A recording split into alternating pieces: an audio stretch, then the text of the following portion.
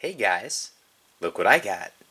That's right, I just got the new UMX B25 Mitchell from E-Flite and Horizon Hobby. I'm going to stop talking, we're going to open up the box, and we're going to see what's going on inside. As you can see here, we've got the plane inside the box, underneath some labels, or stickers, or decals, whatever you want to call them. Those are different decals for a multitude of different variants of this plane that were actual squadrons, teams, whatever you want to call them, which is pretty cool. So you can customize them. Even if your buddy gets one of these, you can be a different variant. That way you can tell the planes apart, and they can look cool in the air. All sorts of different advantages with that. As you can see, we've got the manual right there, sitting up top of the box, and also off to the side you've got the nose cone that sits over the battery hatch. So now we're going to take a look at the plane itself and give it an inspection. Alright, so here is a better look at the plane itself. It's not covered by decals or anything like that. One of the things that I noticed when I lifted it up out of the box was we have landing gear on there and attached, which I am excited about to no ends. My B-17, I had to carve out a bunch of foam down there and essentially create those slots, which made a big mess, and it took quite a bit of time to get it right. So I'm glad I don't have to fuss with that. Work has been insane lately, so I really don't have much time to screw around with things like that. Hell, I barely have time to fly these days. So here is a look at the actual plane itself. Now, my first real impression of this is that it's way smaller than I thought it was. Like, some of the pictures and even in the video, it looks bigger, it has more of a presence, but in person, it really isn't that big, which is fine. It's a micro, that should be small. One thing that I did notice was there's a slight difference in that end of this elevator here, which is pretty much been a standard for most of my recent UMX purchases. This one isn't nearly as bad as my S-Bach, my B-17, among others, so I can't complain too much. But Horizon Hobby, if you're listening, please reduce that. Please make that better, because that's really annoying, especially when it's worse than that. There are a few really cool things about this plane.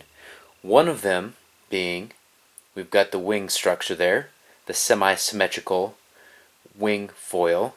No underchamber action going on. Let me get this here so you can see that. It's an Army plane. This thing really looks sharp, guys, in person. It may be a little smaller than I anticipated it being, but it looks really sharp. I really like, if you look down here, this thing is a thick support rod going across both sides. And we've got some wires poking in down here, adding a little extra support down there. It looks like it's just really well made overall. There's some nitpicky things I can point out, because that's what I do in my reviews. Especially for things from E-Flite Horizon Hobby, because frankly, they charge a premium price, so I expect their stuff to be top notch. So you notice that this U-horn, U-hook, whatever you want to call that, is different than that. They may have adjusted it at the factory for me. I'm not sure. It's just a tiny bit off, but when I bind it, it'll probably line up perfectly straight, like it did on my UMX Cub, actually. So that is pretty much that for the quick overview. Now I'm going to bind this plane to my DX6. And we're going to test out the motors. We are going to move the control surfaces. And we're just going to kind of get this thing broken in. That way we can fly it. Alright, guys. Here it is, all nice and bound up. So I'm going to show you a couple things here real quick. First thing that I want to show you is the battery. Well, you can hear some AS3X there. I let the little props go a little bit off camera. And we've got this battery bay here, and it angles up in there. I'm going to show you that a little more closely here in a minute.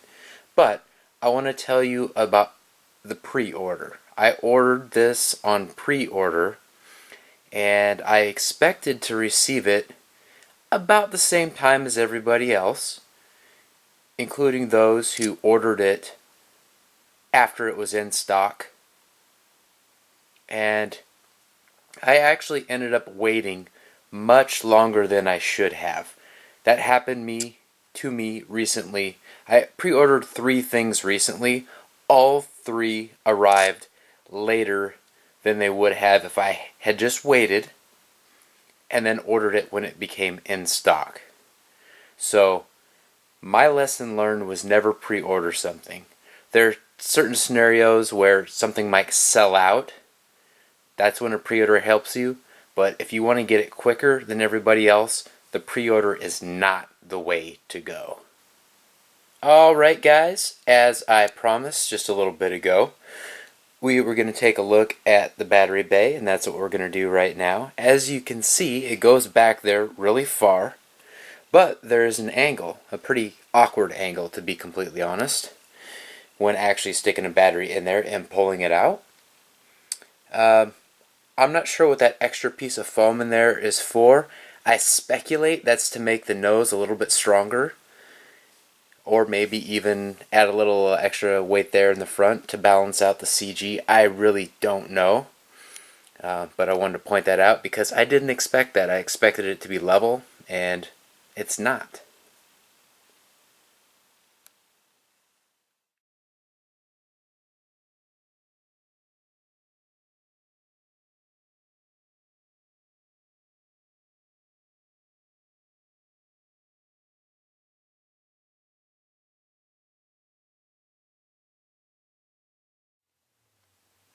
Alright guys, so I've got this set up with the dual rates set at 80%, and I've got the Expo set at 30%.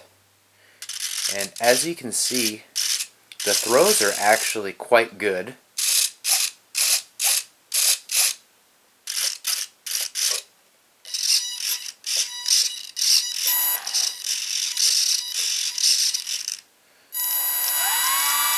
And there are the props going there.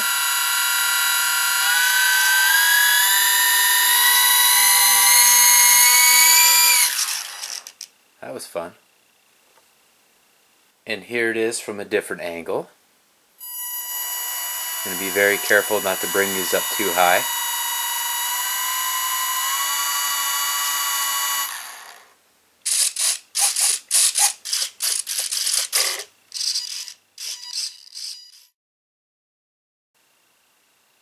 Alright guys, here's the comparison you've been waiting for. On this side, we've got the Boeing B-17. On this side, we've got the North American B-25 Mitchell. And as you can see, these are similar in size. The wingspan on the B-17 is a little bit bigger, but if you're looking at the actual scale planes, this one, the B-17, the actual plane is about 103 feet for the wingspan, and this one is actually around 67. So this is a little bit more scaled up versus the B-17, but they both look cool together. You put them out on the runway or off to the side of the runway at the flying field, they're going to look pretty damn cool regardless. Alright? You also notice that the coloring is a little bit different. I actually really like this coloring here. I was always somewhat lukewarm on that, depending on the light. In bright sunlight, that green actually turns a little more this color, so either way, it's alright. A couple things that I didn't notice until just now, actually. So, if we look at the wheels, the sticker isn't on center, fine, no big deal. But when you spin it, you notice that the actual hole for the tire, or wheel or whatever, isn't. I'm not sure how that's going to roll on pavement. Hopefully it's not too big of a deal. But, something worth pointing out. I point out the things I see, you guys draw the conclusions. Another thing I noticed, this wire is far thinner than the wire. This feels solid. This does not. This is thinner gauge metal, which it shouldn't be, but it is. So I wanted to point that out. And other than that, and a couple other minor things I pointed out earlier, this thing looks awesome. I have a feeling it's going to perform well, and I can't wait to get out and fly it. I can't wait any longer, so I'm going to take this outside, and I'm going to fly this bad boy.